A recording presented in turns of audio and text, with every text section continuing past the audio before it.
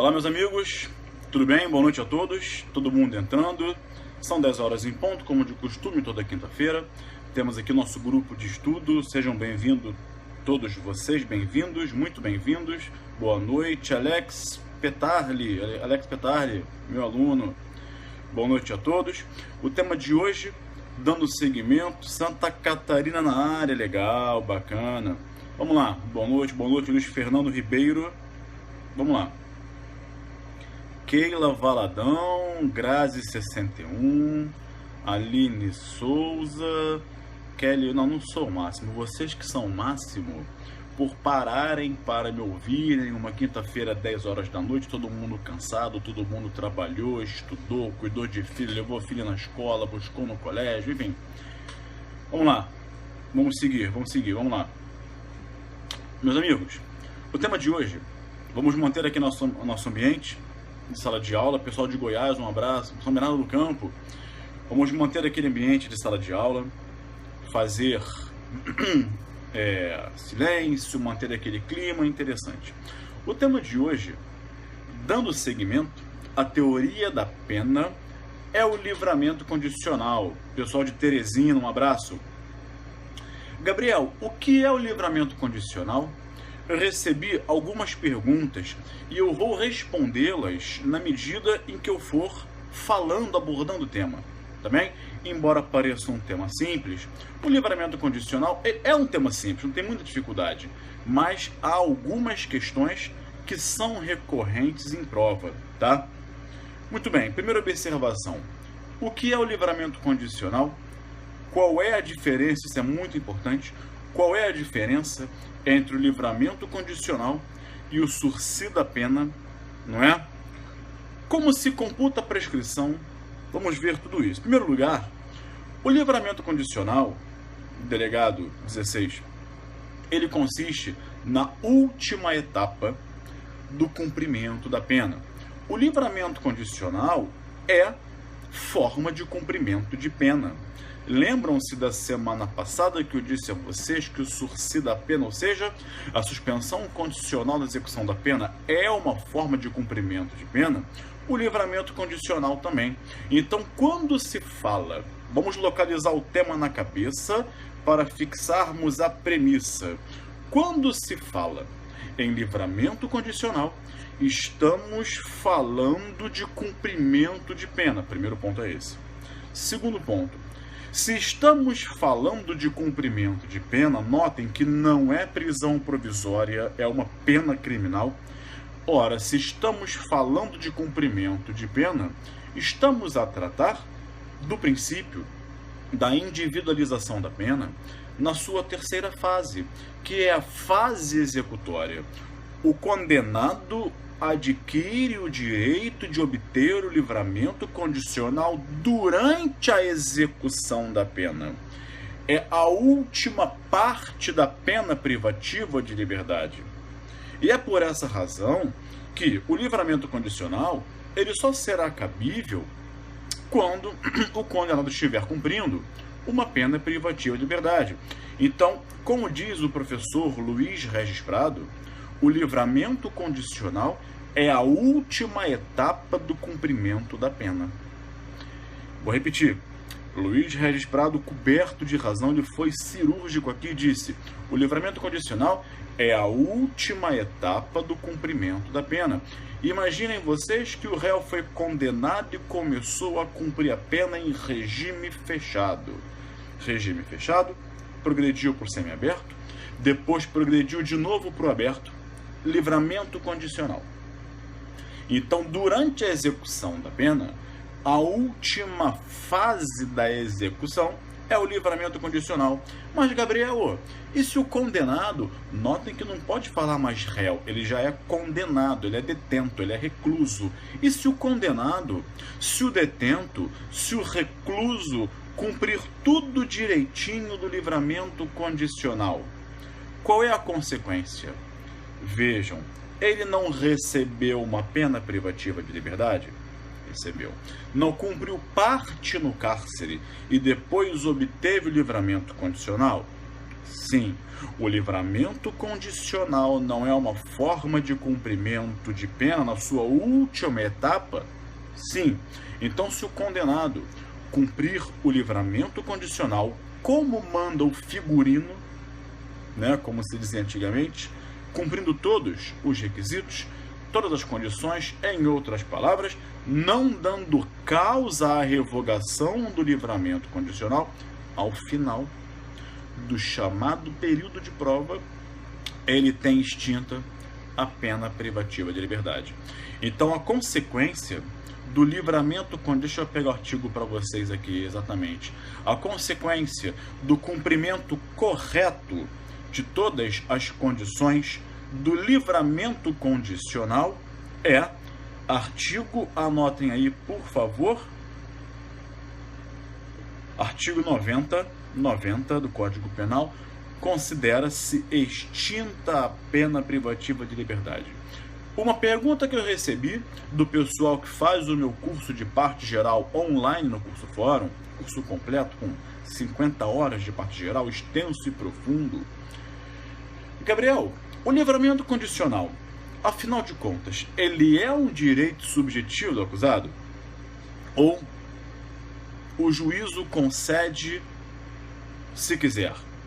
Vamos responder a essa pergunta com raciocínio. Em primeiro lugar, vamos pensar aqui. Eu vou fazer uma pergunta, mas não vou responder. Eu vou plantar a resposta na cabeça de vocês. Como assim, Gabriel?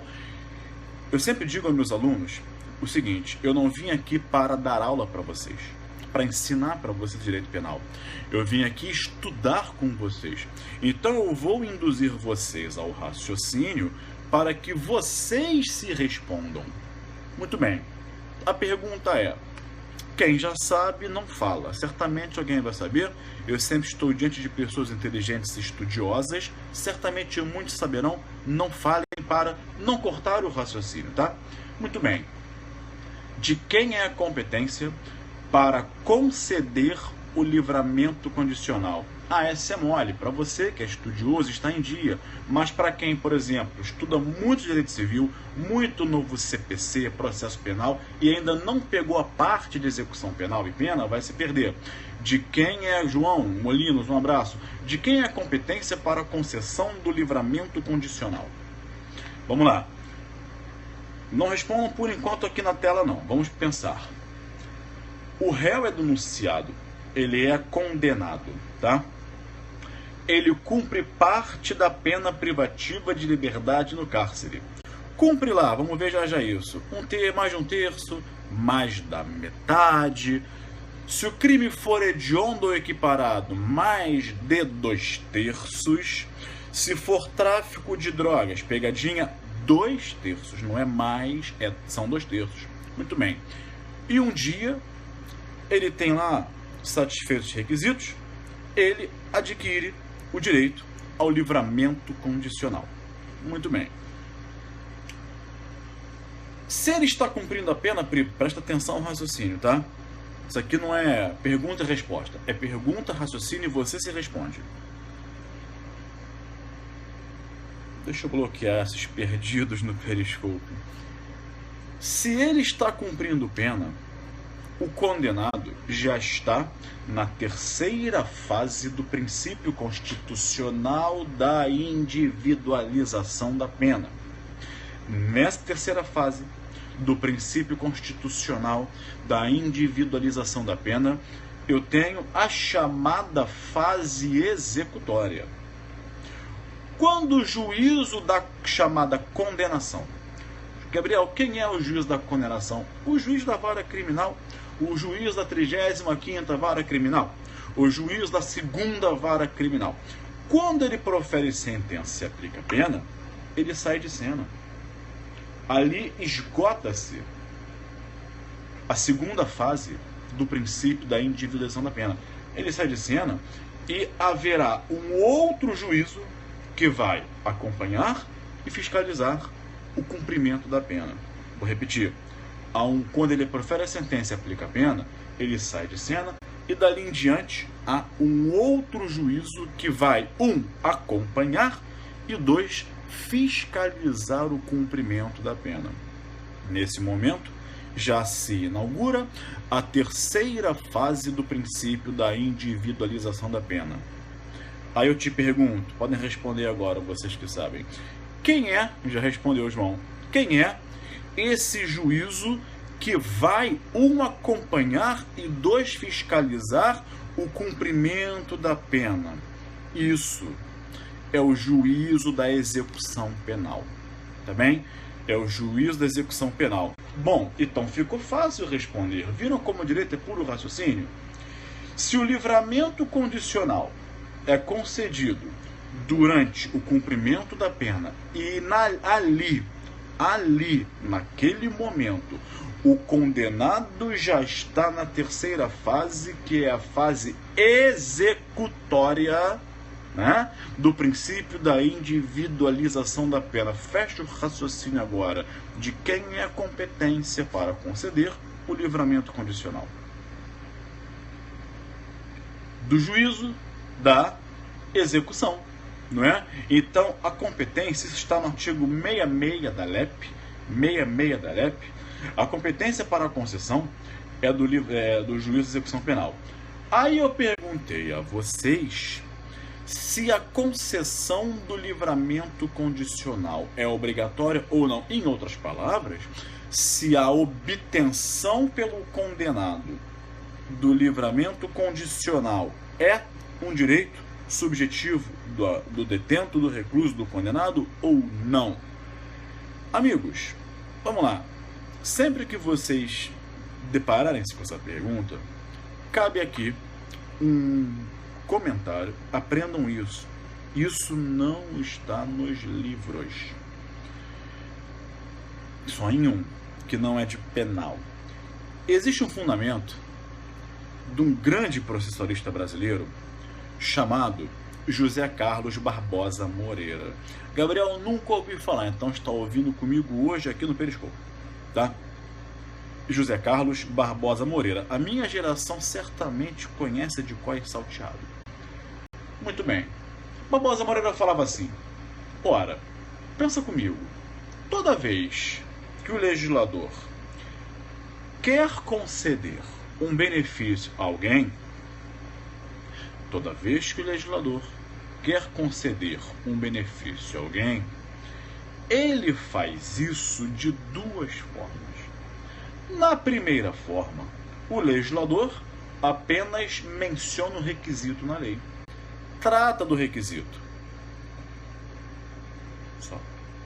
Na segunda forma, o legislador estabelece requisitos para a obtenção daquele benefício.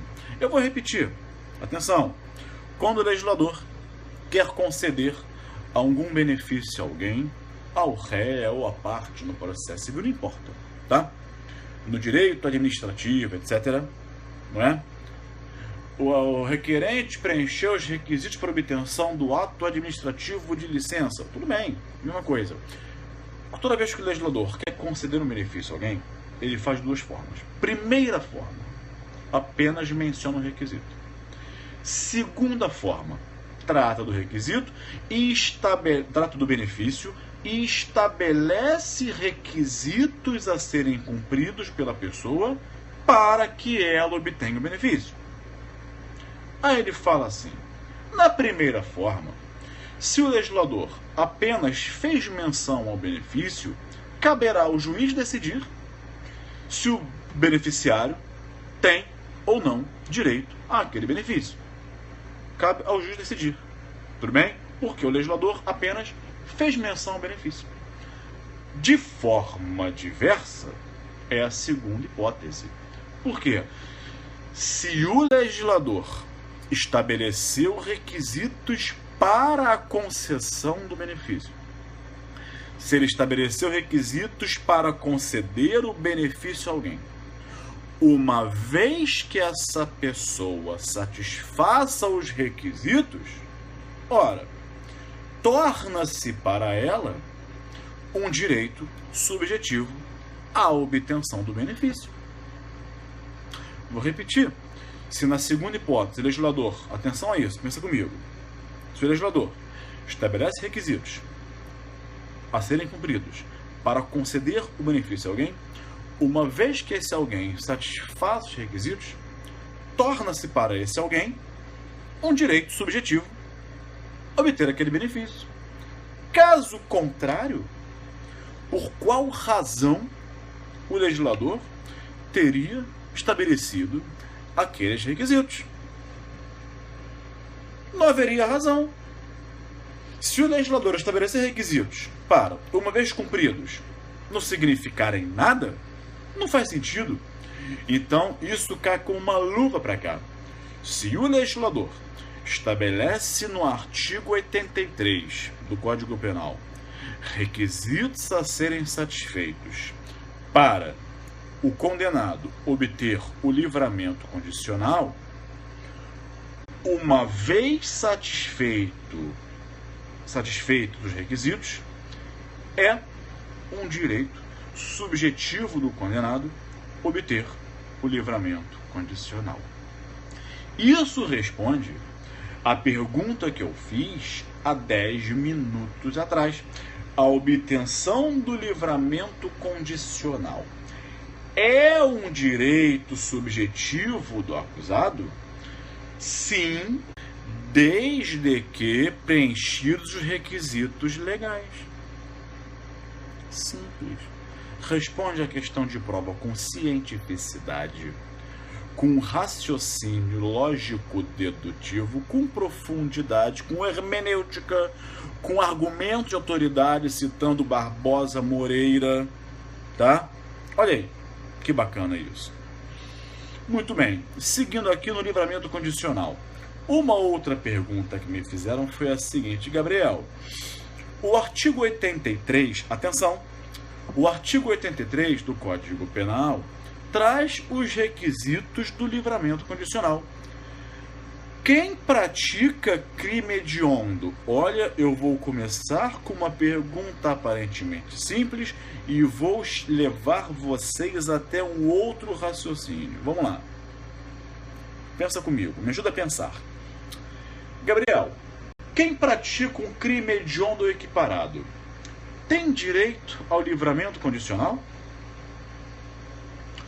Porque a gente sabe que os crimes hediondos e equiparados têm todo um tratamento prejudicial, tem todo um tratamento bem mais severo previsto lá na lei de crimes hediondos, é verdade.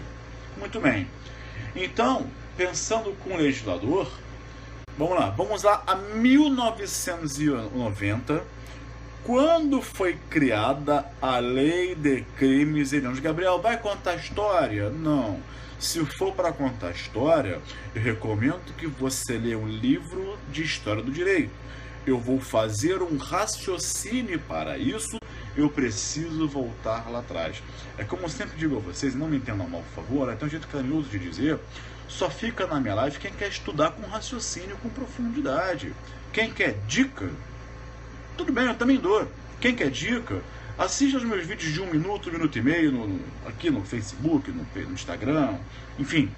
Mas esse grupo aqui é para a gente raciocinar e aprofundar. Então a pergunta é: quem pratica crime hediondo equiparado pode obter livramento condicional? Vamos lá, 1990. É bem verdade que hoje a lei de crimes hediondos está mais adequada à Constituição. E o Supremo Tribunal Federal e as leis que foram posteriormente editadas fizeram isso. Mas lá atrás, não é? E nesse meu livrinho, que é meu xodózinho, meu último livro que eu escrevi, O Direito Penal do Inimigo, a Lei de Crimes Hediondos, da editora Ímpetos, é um livrinho de 75 páginas, porém, modéstia à parte, de uma profundidade. Quer aprender isso aqui? É o livro. Nesse livro, eu trato do histórico lá, da lei de crimes hediondos, enfim. Vejam, lá atrás, o legislador, em 1990, falou assim: os crimes hediondos são crimes muito graves Então, para eles eu quero: 1. Não cabe anistia, graça nem indulto. Não cabe em livramento condicional nem liberdade provisória. Ah, hoje cabe. Eu falei que eu estou em 1990, quando a lei foi criada, tá? Enfim, não cabe indulto, graça e anistia. Não cabe fiança e liberdade provisória. O regime é integralmente fechado. A prisão provisória tem prazo de até 30 dias. Se o regime é integralmente fechado, não cabe progressão de regime. Então, notem vocês que quando se criou a lei de crimes hediondos, era assim. Aí você pensa, bom, a pensar assim, por todo esse tratamento restrito, por todo esse tratamento severo, austero aos crimes hediondos equiparados, bom, se não cabia progressão de regime, com muito mais razão para não caber livramento condicional. Se a intenção do legislador ao criar a lei de crimes hediondos era neutralizar o agente, mantê-lo afastado do convívio social o maior tempo possível, é inviável pensar que era possível o cabimento do livramento condicional. Mas eu digo-lhes que sim. Cabe. Cabe. Desde que a lei foi criada, cabe.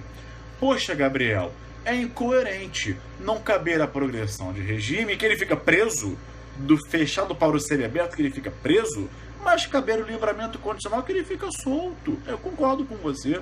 Eu também faço essa crítica. Se você pensou assim, parabéns. Agora, cabe, desde que a lei de crimes hediondos foi publicada, ela inseriu lá no Código Penal, artigo 83, inciso 5, vou repetir, artigo 83, inciso 5, o seguinte: caberá livramento condicional cumpridos mais de 2/3 da pena nos casos de condenação por crime hediondo, prática de tortura, tráfico ilícito de entorpecentes, drogas afins, terrorismo, se o apenado não for reincidente específico em crimes dessa natureza. Então cabe, Gabriel? Cabe não, amigo. Sempre coube, sempre coube. Então cabe sim livramento condicional para o condenado por crime hediondo equiparado, não é? Entretanto, ele tem que cumprir mais de 2/3, tá bem? Mais de 2/3. Aqui algumas questões de prova. E uma que virá com certeza. Vamos lá. Eu cheguei da corrida, eu tô com o ar ligado. Vocês estão ouvindo, né? Mas eu cheguei da corrida há pouco tempo, tô suando ainda, então tá muito calor aqui. Vamos lá, a gente aproveita o recesso para passar um calor infernal no Rio de Janeiro. Muito bem.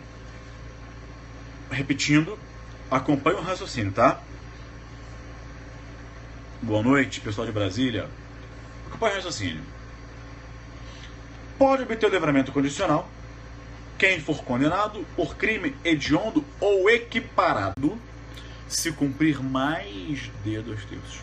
Gabriel, quais são os crimes equiparados a hediondo? TTT. O que é TTT? Tortura, tráfico e terrorismo. Tráfico de drogas, não é de armas e nem de pessoas. Tá? Vamos chegar lá já já. Os crimes hediondos e equiparados, tá bem? Para obtenção do livramento condicional, tem que cumprir mais de 2/3. Quais são os equiparados? TTT, tortura, tráfico e terrorismo. Muito bem. Só que aqui tem duas pegadinhas de prova. Um dos três que é equiparado é o tráfico de drogas. Até 2006, vejam que o artigo 83, inciso 5, tem redação de 1990.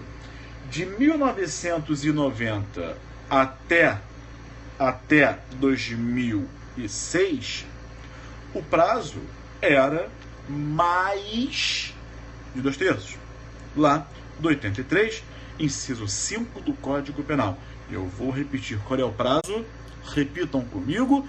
Mais de 2/3. Mais de 2/3. Tá bem? Eu falei 2/3 ou falei mais de 2/3? Eu falei 2/3? Não. Eu falei mais de 2/3. Muito bem. Agora vejam. Em 2000, para Jones e TTT. Em 2006, a nova,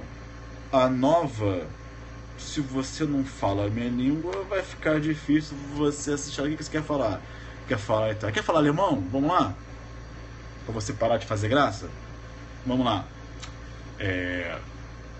Amigos, então até 2006, Jones e TTT mais 2/3. Vamos lá. Em 2006, advento da nova lei de drogas. E a nova lei de drogas trouxe um prazo específico para o condenado por tráfico, que é um dos equiparados. Em 2006, o artigo 44, parágrafo único da lei de drogas, deixa eu pegar ela aqui, o artigo 44, parágrafo único da lei de drogas, estabeleceu o prazo de 2/3. Vejam, não é o prazo de mais de 2/3. Não são mais de 2/3, são 2/3. Artigo 44, parágrafo único. Nos crimes previstos no caput deste artigo, dar-se-á o livramento condicional após o cumprimento de 2/3, etc. Resumo da ópera. Quem pratica crime hediondo equiparado pode obter o livramento condicional se cumprir mais de 2/3 com fundamento no Código Penal. Entretanto, especificamente, para o crime de tráfico de drogas, o prazo para obtenção do livramento condicional é de 2/3, não é mais de 2/3, tá bem? Muito bem, cuidado com isso em prova. Poxa, Gabriel, é preciosismo, não é essa, por quê? Porque na prova, bonjour, né? Na prova, já não é mais bonjour, né? Na prova, que já é noite, amigo. Na prova, a palavrinha mais, com ela ou sem ela, pode mudar. O gabarito da questão é você errar, né? Você e muita gente. Olha o Tadeu aí. Você faltou a última aula, Tadeu? As 2 últimas aulas? Sentimos sua falta lá no grupo de estudos. Vamos lá. Pessoal do Espírito Santo, um abraço. Aqui do lado, pertinho. Tá calor aí? Aqui tá inferno no Rio de Janeiro. Vamos lá. Nos planos. Vamos. Sentiu tua falta, cara. Pô, você faltou 2, 3 aulas seguidas. Vamos lá. Ainda há uma... Vou fechar com essa pegadinha que me perguntaram, tá? Isso, bom suar. O artigo 83, inciso 5 do Código Penal... Tá calor demais aqui. O artigo 83, inciso 5 do Código Penal, foi alterado esse ano pela Lei 13.344 de 2006. Lei 13.344 de 2016. O meu grupo de estudos, amigos, manda e-mail para mim que eu te mando, é presencial, tá? Eu mando as informações para vocês, tá? Estudo aprofundadíssimo, extenso, sem hora para acabar, sem prazo para terminar. Manda e-mail para mim que eu te respondo. gabrielpenal@yahoo.com.br. Gabriel Penal é só para quem quer estudar, de verdade, tá? gabrielpenal@yahoo.com.br. A redação ficou muito parecida com a redação que já era, o 83, inciso 5, só que essa lei que eu vou repetir, 13.344 de 2016, acrescentou um detalhe. Então está assim o 83.5 do código. Vou encerrar aqui.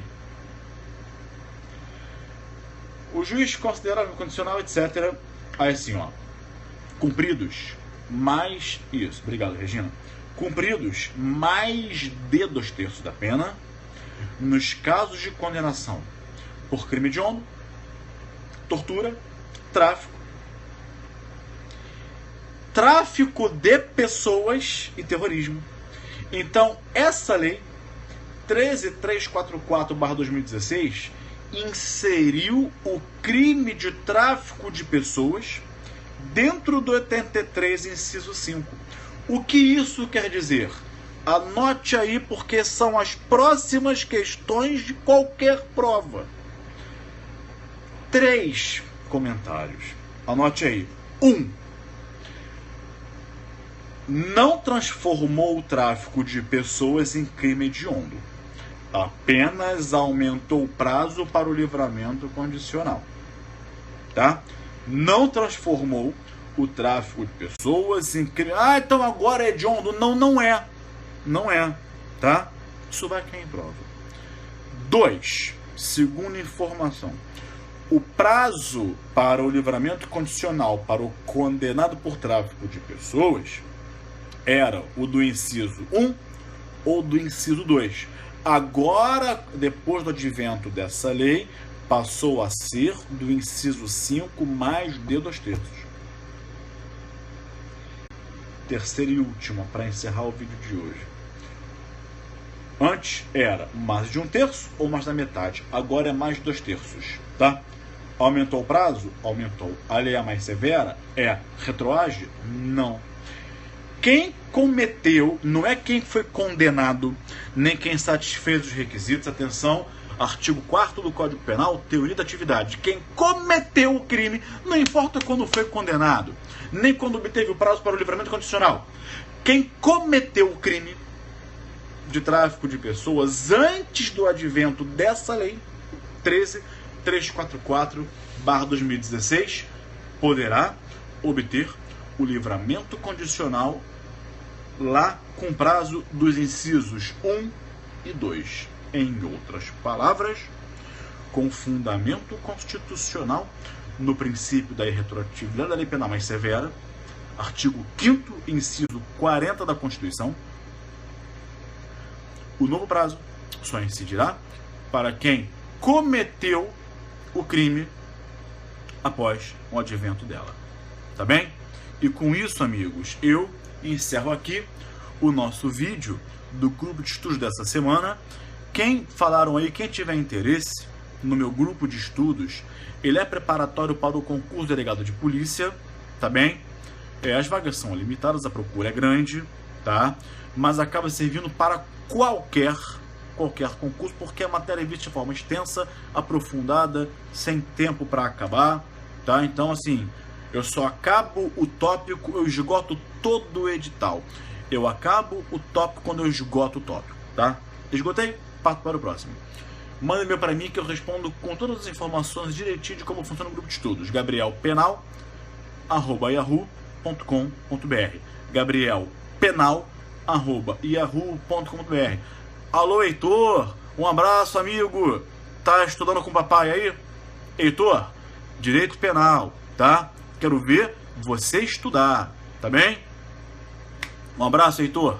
Amigos, feliz ano novo, que 2017 traga-lhes boas perspectivas, que o ano melhore, que seja tudo melhor, que nós tenhamos mais paciência uns com os outros, né?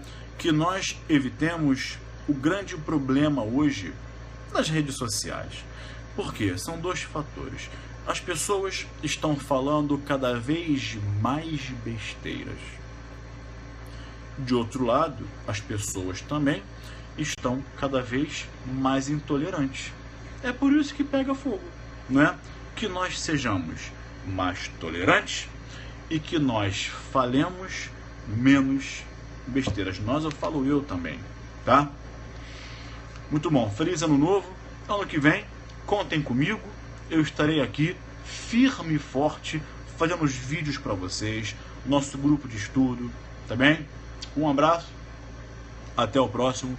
Zé Tadeu, espero lá, dia 9 a próxima aula, tá bem? Um abraço, gente, até a próxima e tchau.